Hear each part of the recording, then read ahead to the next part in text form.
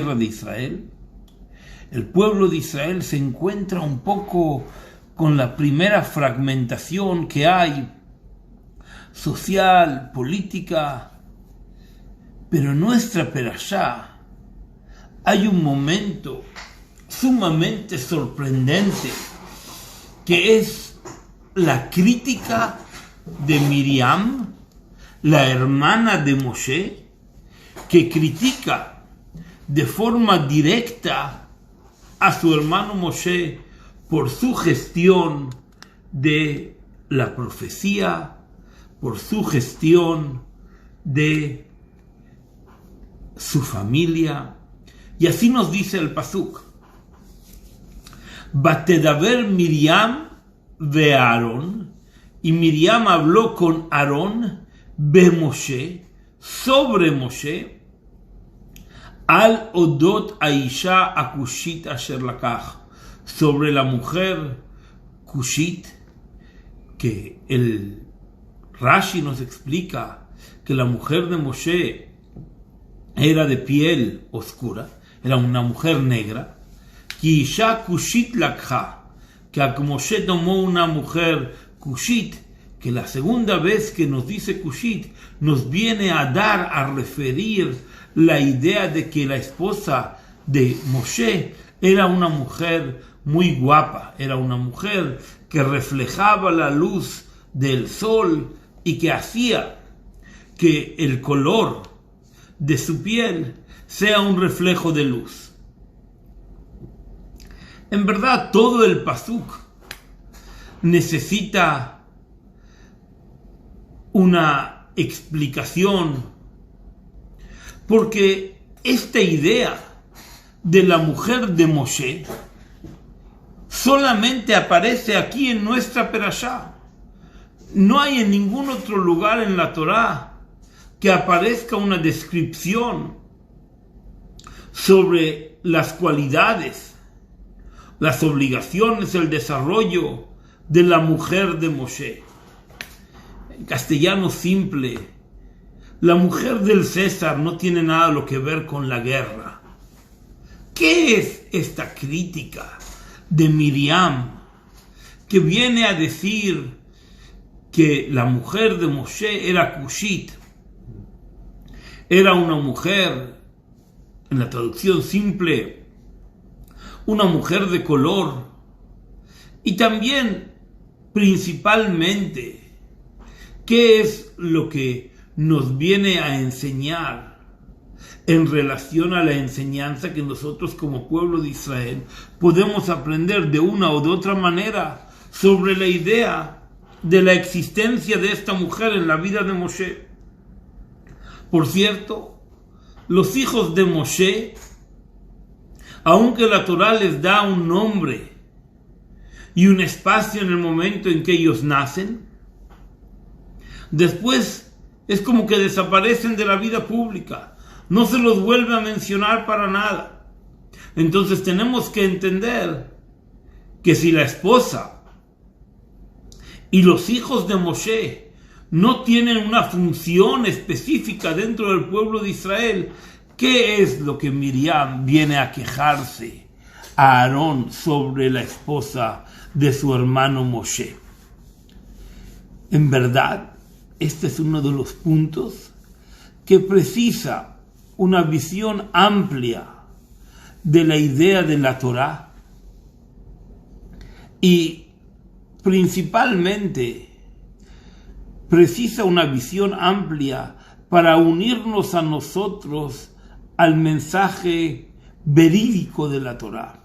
Es decir, la Torá no viene a hablarnos de un morbo, de una manera o de otra, sobre la forma en que Moshe actúa, o que la forma en que Moshe interacciona con su mujer.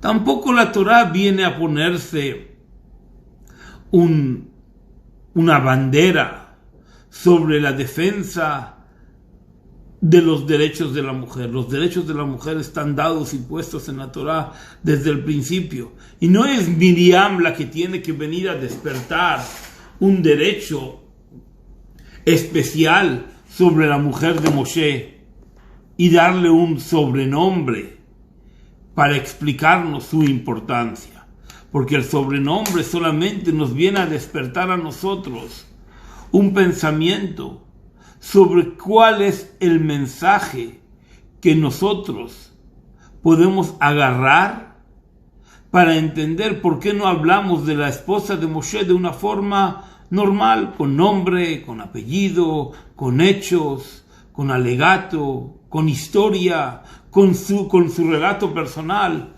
¿Por qué la Torah no nos cuenta eso y solamente nos viene a contar lo que Miriam, Aneviá, Miriam la profeta, la hermana de Moshe, justamente viene a hablar, y se entiende que viene a hablar no es en un lenguaje positivo?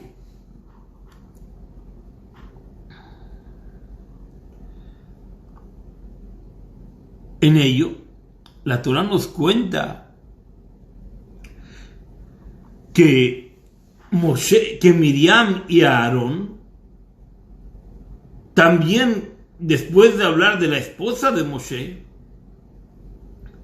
también dicen, Arrak ach be Moshe diber Hashem, vuelven a repasar una idea que ya aparece con la transgresión de Korach. ¿Qué acaso Moshe es el único que tiene la capacidad de profetizar? Y si es un profeta, entonces por eso él siente de que no tiene que tener una relación con su esposa Tzipora. Es decir, Moshe y Miriam vienen a matizar qué es lo que están hablando de la esposa de Moshe. Están hablando de la esposa de Moshe porque Moshe, en honor a su Kdusha, a su santidad, a su nivel de profeta, decide de que no va a vivir, de que no va a cohabitar más con su esposa, para que él pueda ser un recipiente de mayor Kdusha, de mayor santidad, ya que la palabra santidad en sí representa la idea de separación. Nos separamos de la vida mundana para asumir las cuestiones espirituales de nuestra creación. Y entonces Moshe decide de que si la idea es separarse de la vida mundana para asumir la cuestión espiritual, entonces su mujer puede ser un impedimento para que él pueda llegar con mayor profundidad al sentido de la vida espiritual.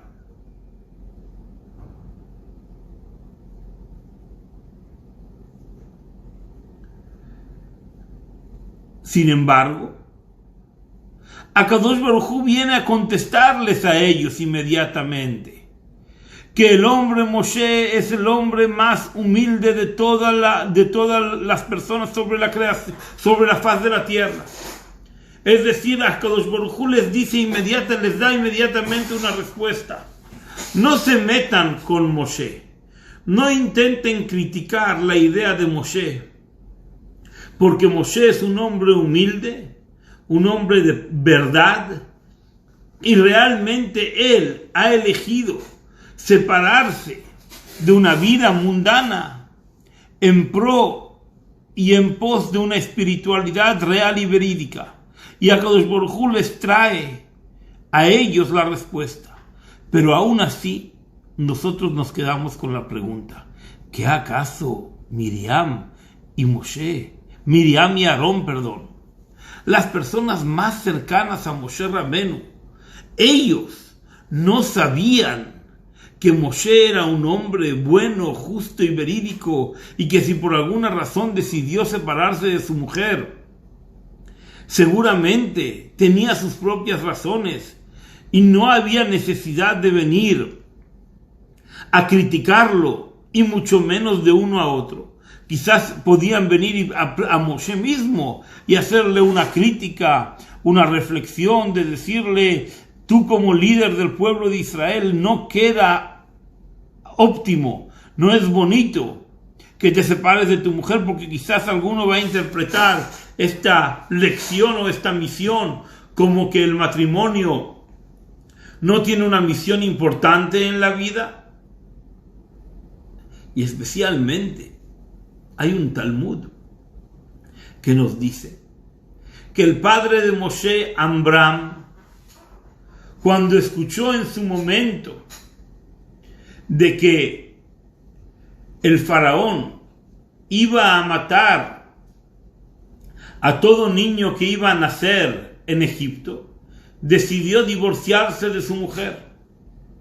¿Para qué? Dijo, ¿qué vamos nosotros a hacerle caso a el faraón y traer niños para que él los mate? Y la Torá nos cuenta en el libro de Shemot que en ese momento vino justamente Miriam y le dijo a su padre, papá, el faraón ha decretado sobre los hijos varones que si nacen van a morir. Tú, si decides divorciarte de tu esposa, de mi mamá, no nada más estás haciendo un decreto sobre los varones, estás haciendo un decreto también sobre las mujeres que tampoco van a nacer. Y si tú te divorcias, el pueblo va a aprender de ti en tu liderazgo de que hay que destruir la idea del matrimonio para que el faraón no vaya a matar a los hijos varones. Arriésgate, e incluso vale la pena. Terrible pensamiento, vale la pena que traigas hijos varones y que mueran en el decreto del faraón, porque quizás también pueden venir mujeres y las mujeres van a vivir. Y eso es lo que dice el pasuk, Sheparó lo gazar el alazharim, que paró solamente, decretó sobre los varones, y tú estás decretando tanto sobre los varones y tanto sobre las mujeres. Y entonces Amram volvió a unirse con su mujer, y el Midrash nos cuenta que ocurrió un milagro y que la mujer de Amram rejuveneció y tuvieron a no otro que a Moshe Rabenu. Es decir, Miriam era la gran defensora del matrimonio judío, a usanza y a ultranza en contra de los decretos del faraón, y por sus palabras, su reproche a su propio padre, nace el milagro llamado Moshe, y Moshe entra en la cesta de mimbre dentro del Nilo y es salvado y nace el Salvador de toda la generación. Es decir, que en honor a las palabras de Miriam nace Moshe. Y de repente Miriam dice, ¿cómo?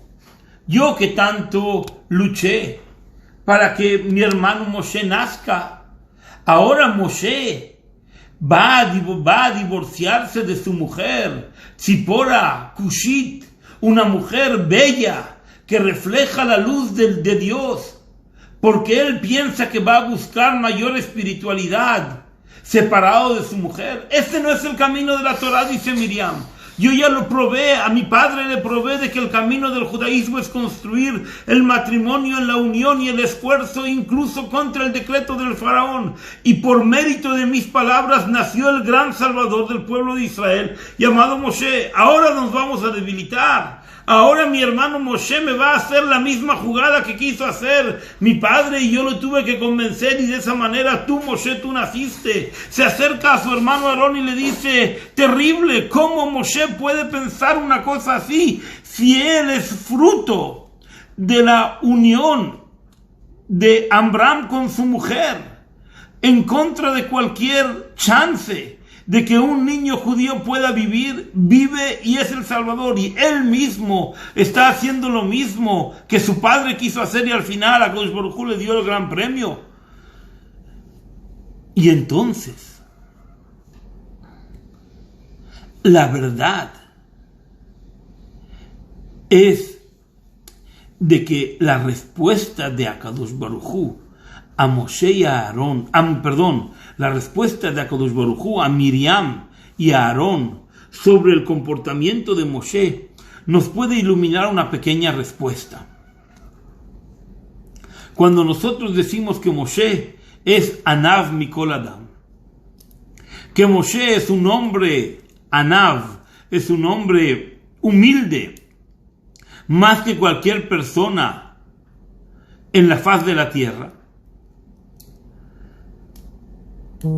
podemos entender de que la humildad viene a manifestar de que al mismo tiempo de que Moshe tenía un nivel espiritual consciente y él era consciente de su grandeza espiritual y él era responsable de haber traído la Torá y por lo tanto tenía un reconocimiento propio de su nivel espiritual, y aún así, y justamente por eso, la Torá se molesta en decirnos que esa misma elevación como persona, esa seguridad propia que tenía Moshe, que le permitió trepar en el Sinai y subir al cielo durante 40 días y 40 noches para traer la Torá, y comportarse en una manera en que es totalmente absurda e inconcebible en la creación del ser humano, y aún así al mismo tiempo, Akadosh Baruj Hu le permite ser una persona anav, le permite ser una persona humilde. La humildad de Moshe viene no a decirnos de que era humilde y que por lo tanto no conocía su nivel espiritual. Justamente la humildad era lo que le permitía conocer su verdadero punto de fusión con Akadosh Baruj Hu, que era mucho más elevado que obviamente que cualquiera de nosotros, e incluso más elevado que sus hermanos Miriam y Aarón. Es decir, Akadosh Baruj Hu les contesta lo que ustedes están preguntando. Quizá en la pregunta tienen razón, pero en este caso la respuesta y la realidad de Moshe son mucho más potentes que lo que ustedes pueden entender desde la perspectiva donde están preguntando.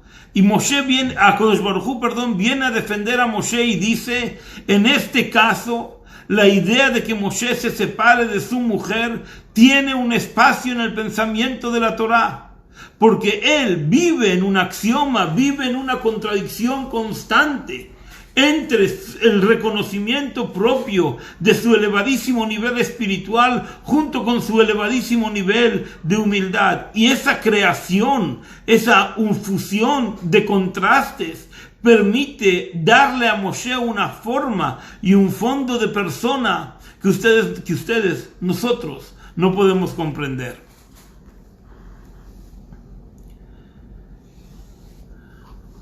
Cuando Hashem habla a Aarón y a Miriam y les dice que en verdad la profecía de Moshe es más elevada que cualquier profecía, y que aunque en verdad el camino de la Torá es que se mantenga viva el matrimonio del pueblo de Israel, pero en relación a Moshe tenía un mandato especial que no le permitía llegar a consumar el matrimonio en la forma en que el resto de los mortales lo hacemos y estamos obligados a hacerlo. O sea, que Akadosh Baruj Hu les dice a Aarón y a Miriam, ustedes en vuestra crítica tenéis razón, pero Moshe en su acción también tiene razón. ¿Cómo puede ser si son dos cosas contrarias? La realidad es la que se impone, y en la realidad hay el espacio para una contradicción, porque la realidad tiene espacio para una realidad constante de experiencia del ser, donde no todo tiene una explicación. Y entonces Miriam tiene que salir del campamento. Ya nosotros aprendemos las leyes de la Shonará, de que una persona que habla mal de su compañero no tiene espacio en el Mahané, no tiene espacio en el campamento del pueblo de Israel. Y Miriam también tiene que salir. Como dice el pasuk, Vatisager Miriam michutz la Mahané. Miriam se encierra fuera del campamento del pueblo de Israel 7 días. Y el pueblo no viajó, el pueblo se inmovilizó hasta que Miriam pudo volver a venir. El pueblo vive la contradicción en una manera en que la respuesta hacia Moshe hace que Moshe se separe de su esposa. Y el mismo mensaje es el que hace que el pueblo se una a sus mujeres. Y el Midrash nos dice, ¿sabes por qué el pueblo de Israel no se movieron durante estos 7 días? Porque Akadosh Baruj Hu les dio en estos días una capacidad especial de fertilidad a las parejas judías para que puedan traer Neshamot al pueblo de Israel, para que ellos puedan dar continuidad. Porque la misma respuesta en la Torá crea para uno una conclusión, para otro el otro, para otro otra conclusión, pueden ser contrarias y ambas ser verdades. Y esa es la gran axioma que la Torá nos enseña. La Torá nos enseña a vivir con ciertas contradicciones que hay entre el mundo material y el mundo espiritual.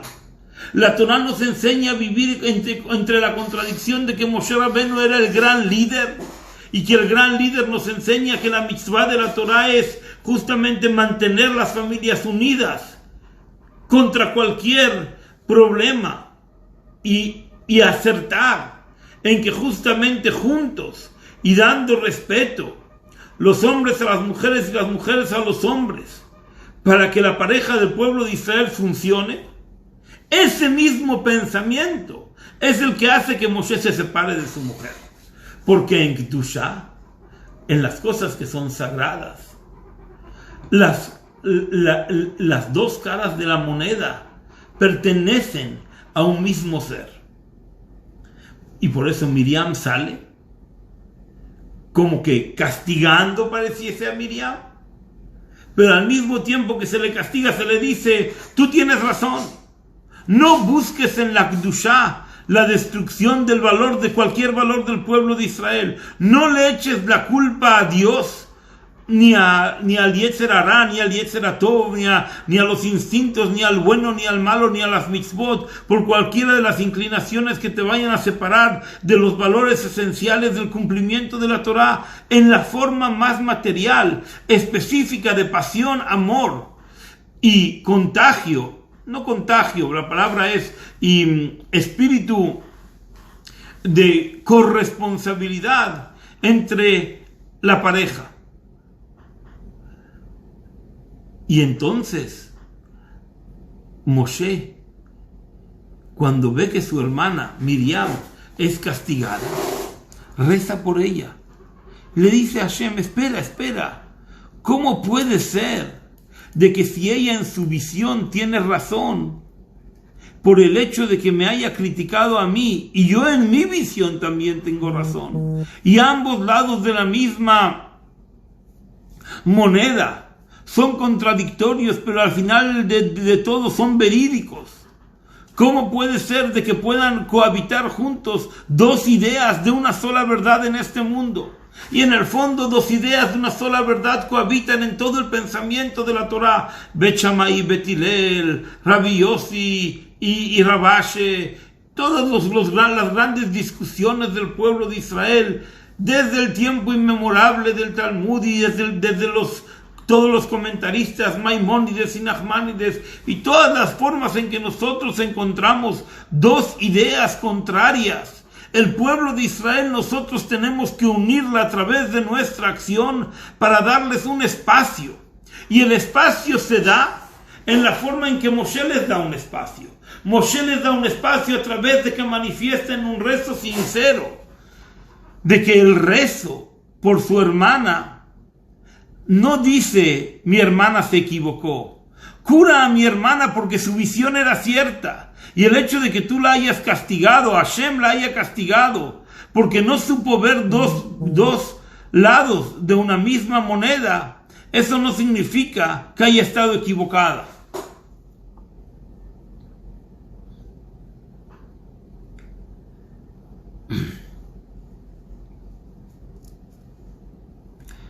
Y cuando todo ello termina, entonces Akadosh Baruj Hu le dice a Moshe, a Aarón y a Miriam, vengan ustedes tres y entren en el tabernáculo, entren en el lugar donde yo voy a dar testimonio de que las tres formas que hay, el que critica sobre el que critican y que el que escucha, son partes de una sola entidad.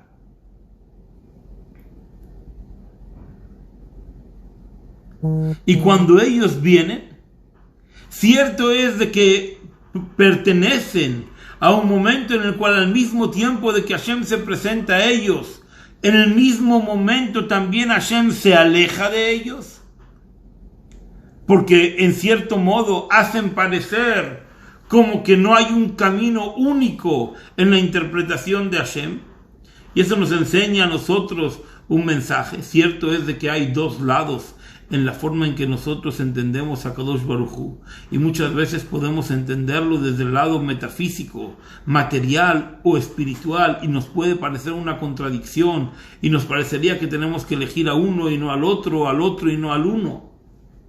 Pero Kadosh Baruj Hu nos recuerda, aunque haya dos lados, tu acción y tu compromiso son con uno solo de los lados.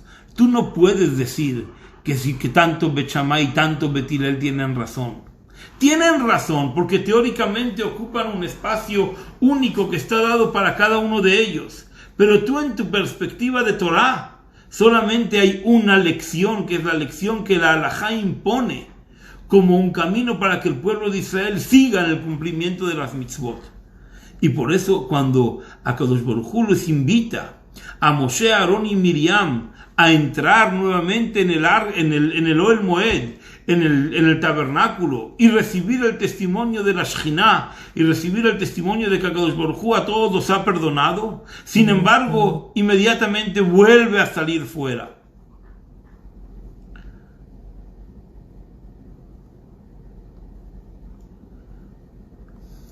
Y esa es la idea de que Akadosh Baruj Hu le da a Miriam Tzarat, le da a Miriam la lepra. La lepra viene a Miriam como castigo por haber hablado de Moshe. La lepra viene a Miriam a darle una opción, a demostrar públicamente que una vez que está limpia de la lepra y queda pura, ya no queda ningún espacio de pecado o falta frente a Hashem. Porque si Hashem la purifica, si Hashem nos purifica, significa que realmente nosotros tenemos la capacidad de purificarnos.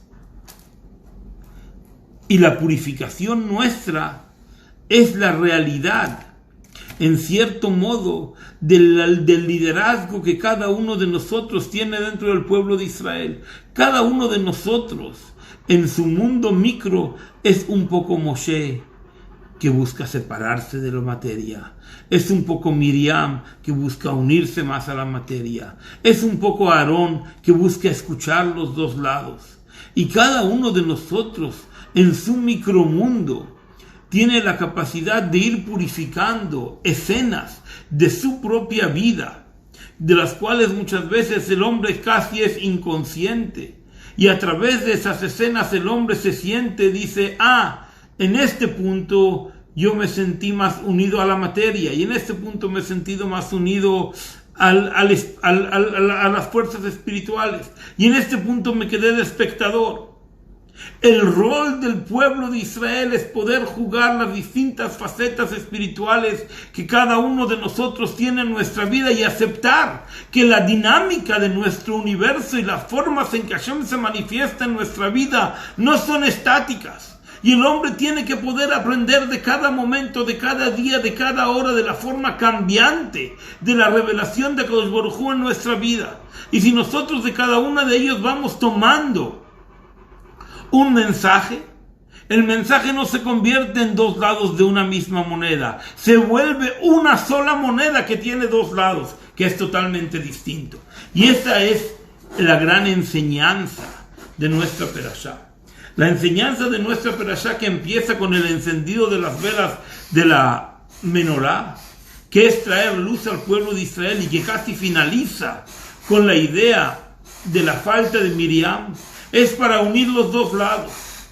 El mismo que es capaz de pecar es el mismo que es capaz de purificarse. Y el mismo que es capaz de purificarse es el que es capaz de encender la luz de la menorá. Porque las cosas en la perspectiva de la vida, en la realidad absoluta, en nuestra realidad, en lo que vivimos, es que vemos las cosas del final para atrás. No vemos las cosas como profetas. Nosotros no vemos las cosas de hoy para adelante. ¿Qué va a pasar mañana? ¿Qué va a pasar en una semana? ¿Qué va a pasar en 10 días? ¿Qué va a pasar en 3 días o en 3 horas? No sabemos. Pero cuando nosotros hemos realizado una acción, tenemos la capacidad de ir para atrás, mirar, aprender, desenlazar y llevar a cabo una vida espiritual comprometida con la forma en que vemos una sola fuerza de Hashem, que tiene un desenlace dinámico que nos puede situar a cada uno de nosotros en una perspectiva distinta de un minuto a otro. Y lo importante es aprendernos a que en el momento en que estamos en una dinámica, no criticar nuestra otra forma. Porque cuando Miriam critica, aunque tuvo razón en su crítica, finalmente fue castigada, aunque el castigo fue solamente un trampolín para llegar a mucha más espiritualidad, pureza y sentido de la vida que solo una mujer judía puede tener. Buenas noches y muchísimas gracias.